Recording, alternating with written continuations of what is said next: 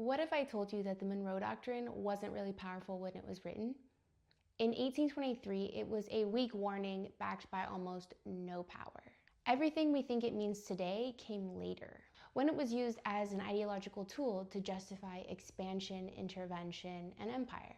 Its meaning has been defined less by Monroe and more by those who invoked it later. Through the 1840s, the Monroe Doctrine functioned more as rhetoric than policy, really depending on power that the country did not possess to fend off European colonial appetites. In the 1840s to 1860s, US leaders reinterpreted the doctrine to justify continental expansion. In 1863, during the French invasion of Mexico, the Lincoln administration reinterpreted the doctrine to mean that the US could engage with European conflicts in the Hemisphere if it met their interests, but that the US did not have a moral or legal obligation to do so.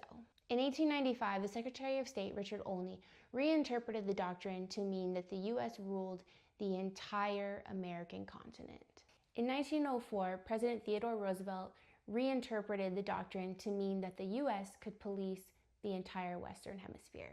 From 1910 to 1930, US leaders reinterpreted the Monroe Doctrine to support active imperialist actions. During this time period, the US repeatedly intervened in Latin America through dollar diplomacy and military occupations in the Caribbean.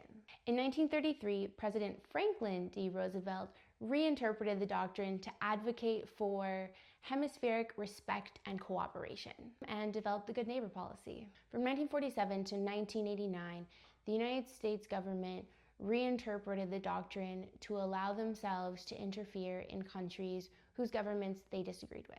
This was the Cold War era, and the US government used the doctrine to further its Cold War aims. In the 1990s, the US government reinterpreted the doctrine to be a symbolic assumption of US primacy. For more than 200 years, the power of the Monroe Doctrine has not been in its origin, but in its reinvention.